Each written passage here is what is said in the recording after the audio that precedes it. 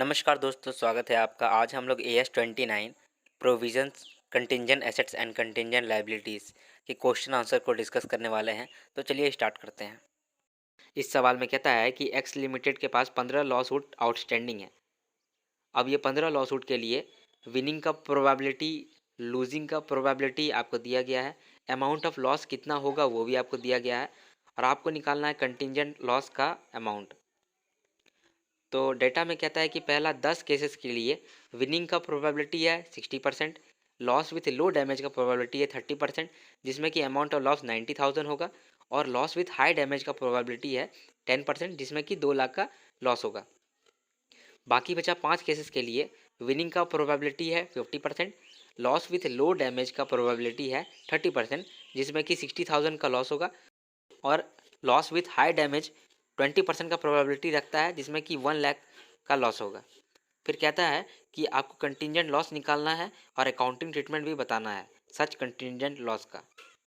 तो आंसर देखें तो हम लोगों को मालूम है कि एज़ पर AS19 अगर ये तीनों कंडीशन पास होता है तो उसको हम लोग प्रोविजन कंसिडर करते हैं, अदरवाइज उसको हम लोग कंटिंजेंट लायबिलिटी करके फुट नोट में शो करते हैं।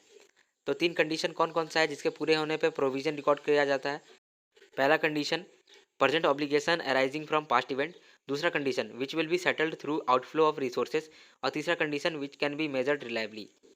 तो अगर कोई प्रेजेंट ऑब्लिगेशन है जो कि पास्ट इवेंट के वजह से आया है, ये कंडीशन है। दूसरा कंडीशन कि ये जो ऑब्लिगेशन आया है उसको हम लोग सेटल करेंगे आउटफ्लो ऑफ रिसोर्सेज से, यानी कि पैसा खर्चा करेंगे। और तीसरा कि जो भी प्रोविजन है उसको हम लोग मेजर कर पाएंगे रिलायबली। तो अगर ये तीनों कंडीशन पास होता है तो उसको हम लोग प्रोविजन रिकॉर्ड करते हैं, नहीं तो हम लोग कंटिंजेंट लायबिलिटी रिकॉर्ड करते हैं। और ये जो अमाउंट रिकॉर्ड करेंगे उसको कैसे मेजर करते हैं? Expected loss into percentage chance of loss. इस सवाल को देखें तो इस सवाल में हम लोगों को कंटिंजेंट लायबिलिटी बनाना है।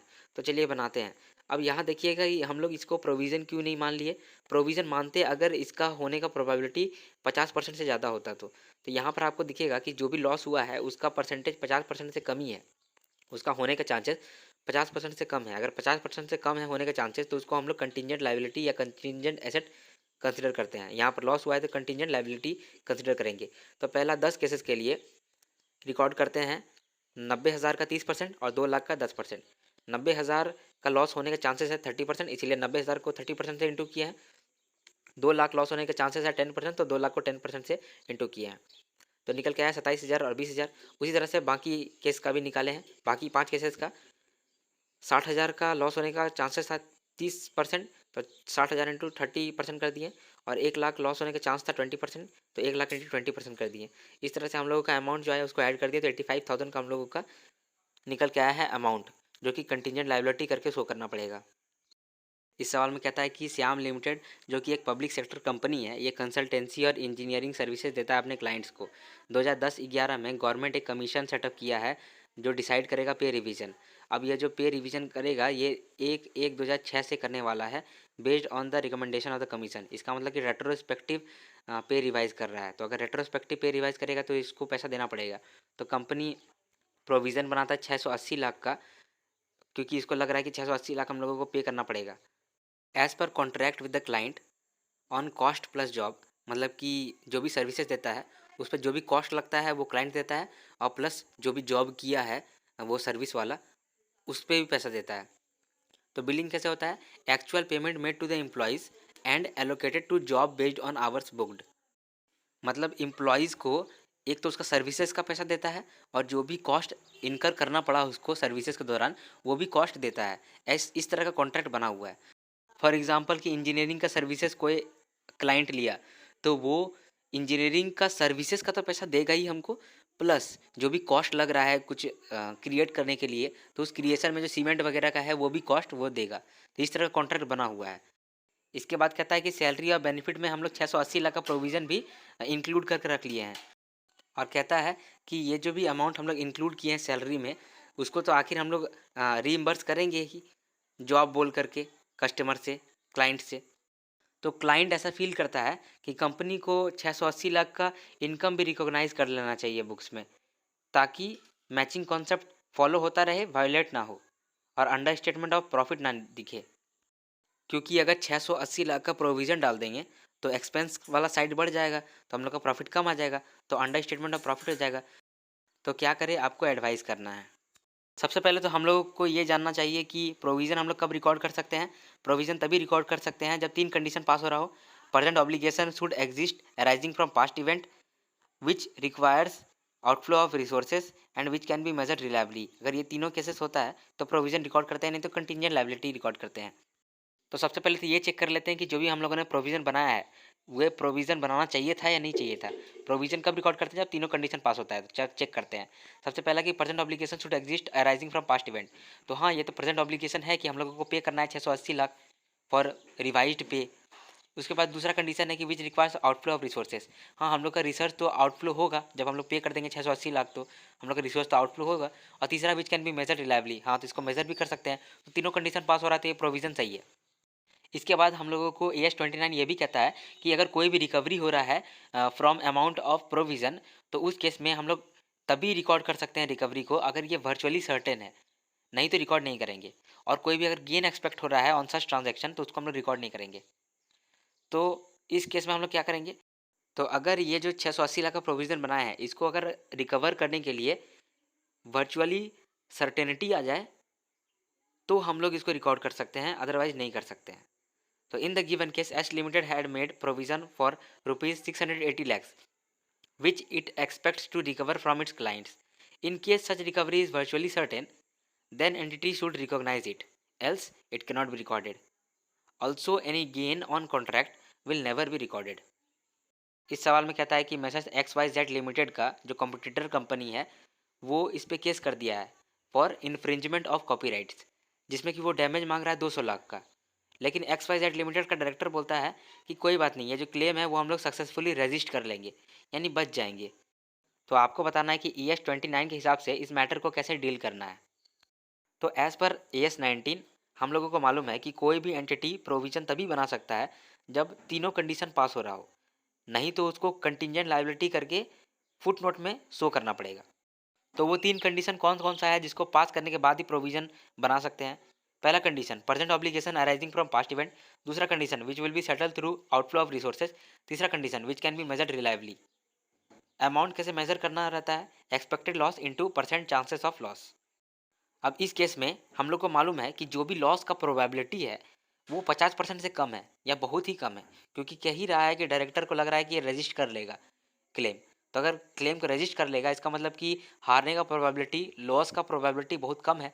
तो अगर बहुत ज़्यादा कम है लॉस का प्रोबेबिलिटी तो उसको प्रोविज़न नहीं मान सकते हैं, हम लोग उसको कंटिंजेंट लायबिलिटी मान करके शो कर देंगे फुट नोट में। So in the given case, entity should make contingent liability since director are estimating possibility of loss at low level. They are expecting success in lawsuit. Hence provision should not be made. Contingent liability should be disclosed for 200 lakh. इस सवाल में कहता है कि एक engineering goods company है जो कि 2 साल का सेल वारंटी देता है कस्टमर लोगों को। अब कहता है कि जो भी प्रोविज़न फॉर वारंटी बनाएंगे वो किस तरह से बनाएंगे।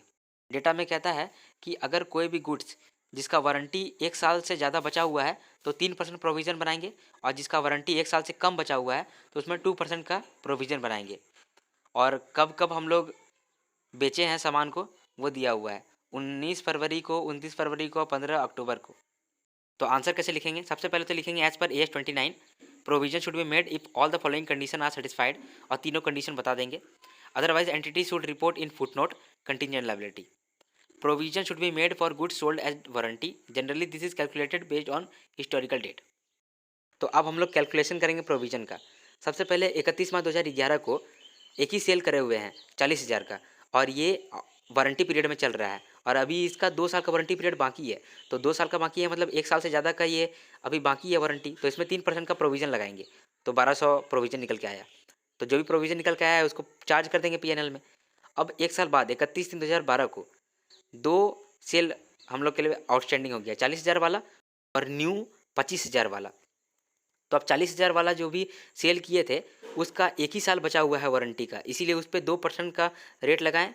और 25,000 का जो सेल किए हैं वो न्यू सेल किए हैं 2012 में ही, तो उस पर हम लोग 3% का प्रोविज़न बनाएंगे, क्योंकि इस पर 2 ईयर का वारंटी पीरियड बाकी है। तो इसी तरह से हम लोगों ने बनाया 800 का प्रोविज़न, 750 का प्रोविज़न। तो 1550 का हम लोगों का प्रोविज़न बन गया 31/3/2012 को। तो अब जो पहले का प्रोविज़न था उसको कैंसिल करेंगे और 1550 का न्यू प्रोविज़न बनाएंगे। इसीलिए यहाँ पर हम लोग नेट में लिखे हैं कि कितना हम लोग पीएनएल में चार्ज करेंगे। जो हम लोग ओल्ड प्रोविज़न कैंसिल कर रहे हैं वो 1200 का और न्यू प्रोविज़न जो बना रहे हैं वो 1550 का। तो अगर नेट में देखा जाए तो कितना हम लोग पीएनएल में चार्ज कर रहे हैं 350 का, तो 350 लिख दिया, 1550 माइनस 1200। अब इसी तरह से हम लोग 31/3/2013 को भी प्रोविज़न निकालेंगे, तो प्रोविज़न निकल के आएगा 3200। अब जो पिछले साल हम लोगों ने प्रोविज़न बनाया था 1550 का, उसको कैंसिल करेंगे और इस बार प्रोविज़न बनाएंगे 3200 का। तो नेट में हम लोग कितना का एक्स्ट्रा पीएनएल बनाए, प्रोविज़न बनाए 1650 का। 3200 minus 1550, 1650।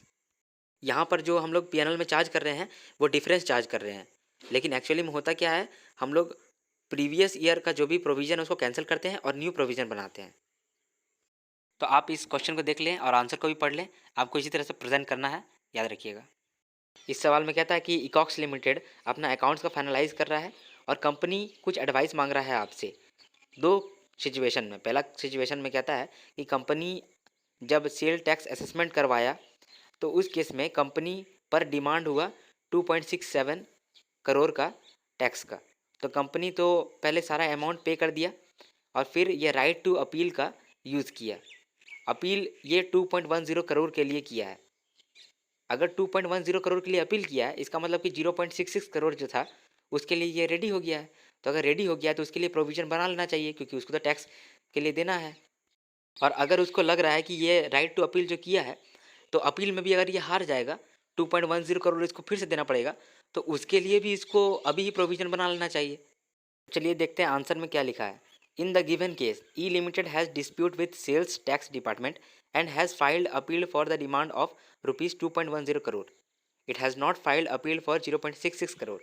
Hence, company should make provision for rupees 0.66 crore, and if it expects that it will incur loss of rupees 2.10 crore in appeal also, then provision should be made for it. अब question का next part में कहता है कि company ने labour union के साथ agreement कर लिया है, जिस एग्रीमेंट में वो वेजेस को रिवाइज करना चाहता है ऑन रेट्रोस्पेक्टिव बेसिस।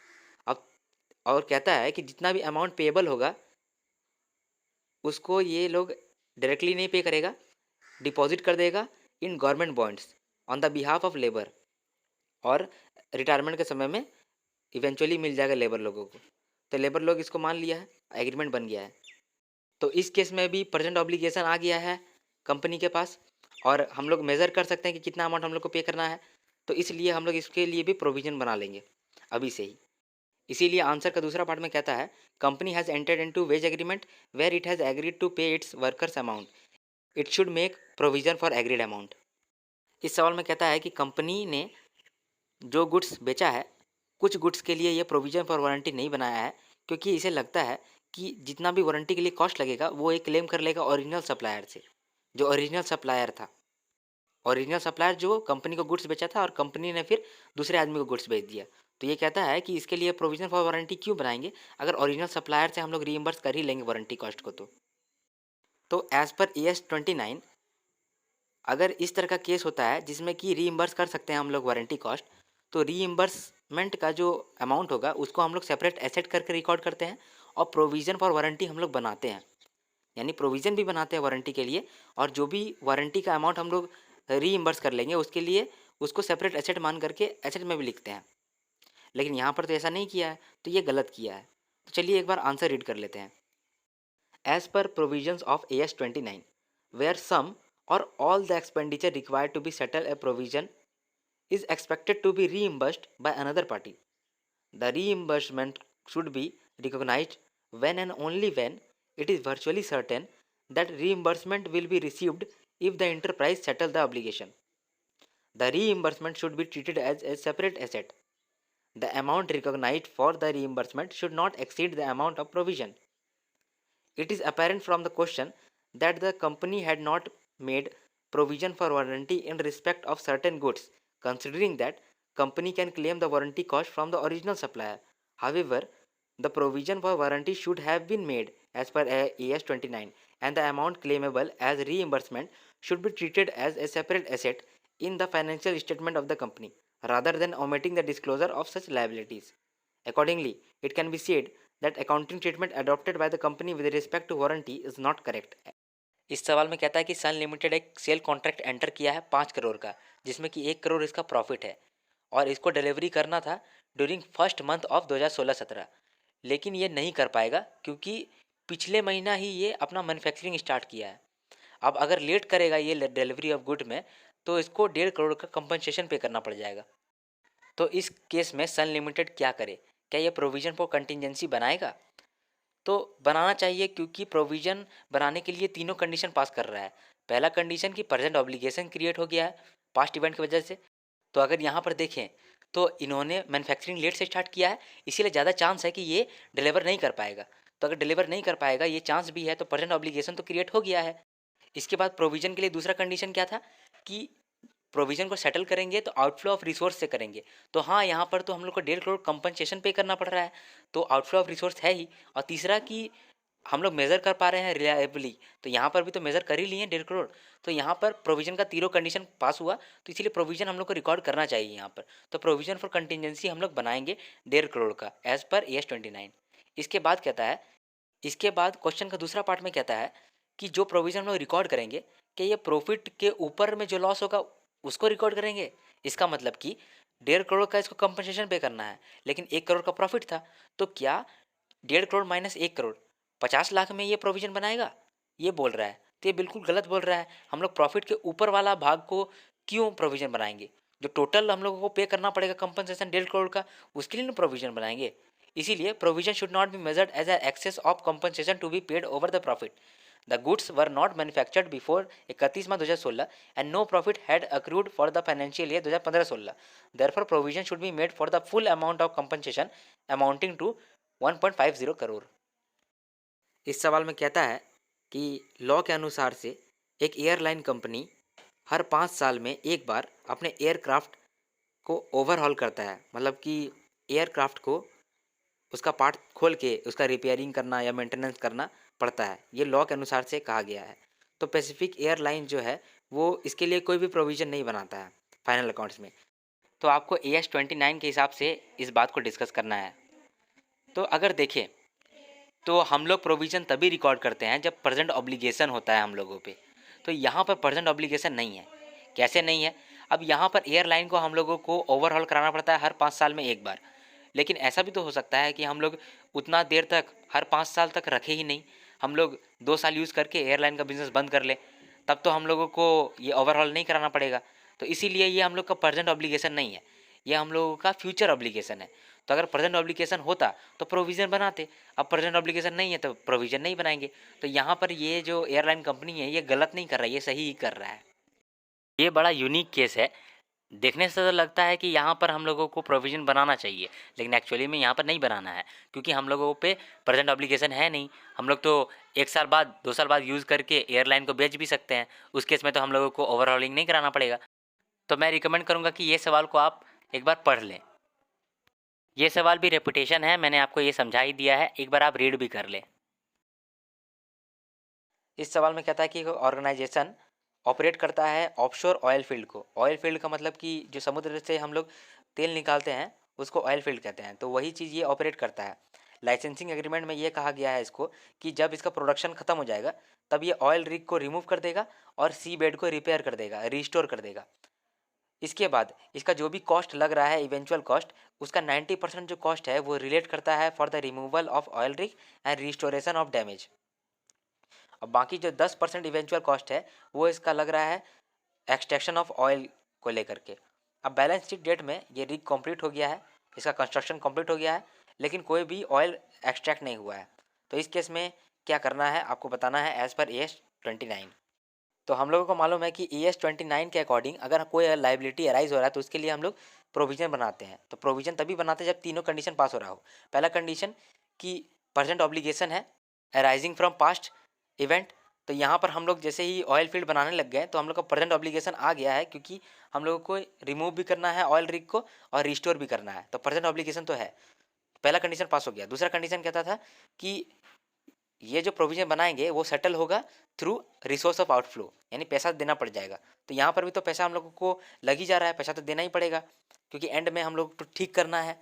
तो लग जाएगा। दूसरा कंडीशन भी पास हो गया। तीसरा कंडीशन था कि जो भी कॉस्ट है वो हम लोग मेज़र कर सकते हैं रिलायबली। तो यहाँ पर ये केस भी फुलफिल होता है क्योंकि हम लोग इसको मेज़र भी कर सकते हैं। तो जब तीनों कंडीशन पास हो गया तो हम लोग प्रोविज़न बना लेंगे इसका। तो हम लोग प्रोविज़न बनाते हैं।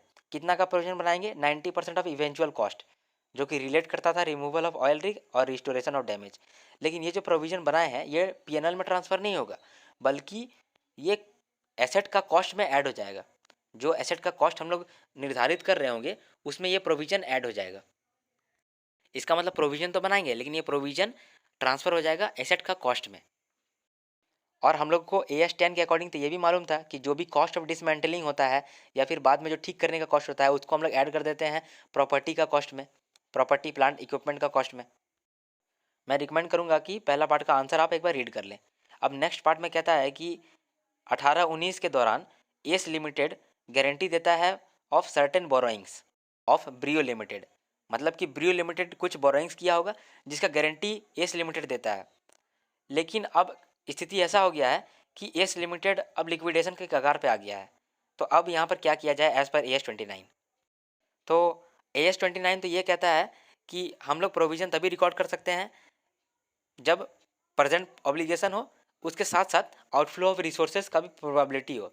अब यहाँ तो प्रेजेंट ऑब्लिगेशन है, हम मानते हैं, लेकिन यहाँ पर जो आउटफ्लो ऑफ रिसोर्सेज है, प्रोविज़न को सेटल करने के लिए कुछ हम लोग आउटफ्लो ऑफ रिसोर्स करते हैं ना, तो यहाँ पर वो उसका भी प्रोबेबिलिटी होना चाहिए। लेकिन यहाँ तो दिख रहा है कि ये लिक्विडेशन में जा रहा है। अगर लिक्विडेशन में जा रहा है तो रिसोर्स का तो आउटफ्लो ये कर नहीं सकता है। तो उस केस में इसका हम लोग प्रोविज़न नहीं बना सकेंगे, तो कंटिंजेंट लायबिलिटी ही बना सकते हैं। तो आंसर में कहता है कि जो भी ये गारंटी दिया है उसके लिए हम लोग कंटिंजेंट लायबिलिटी बनाएंगे जब तक प्रोबेबिलिटी ऑफ आउटफ्लो रिमोट रहता है, यानी कि बहुत कम रहता है। जब प्रोबेबिलिटी ऑफ आउटफ्लो ज़्यादा हो जाएगा, यानी कि हम लोग को लगेगा कि अब ये जो पैसा देने वाला है ये दे नहीं सक रहा है, उस केस में हम लोग इसको प्रोविज़न बना देंगे कंटिंजेंट लायबिलिटी हटा करके। तो इसका भी मैं रिकमेंड करूँगा कि आप एक बार आंसर रीड कर लें। धन्यवाद दोस्तों, यहाँ पर मैं ये वीडियो को समाप्त करना चाहता हूँ। आशा करता हूँ कि आपको मेरा वीडियो अच्छा लगा हो। अगर अच्छा लगा है तो लाइक का बटन ज़रूर दबाएँ। मिलते हैं नेक्स्ट वीडियो में नेक्स्ट एएस के साथ। तब तक के लिए जय हिंद, जय भारत।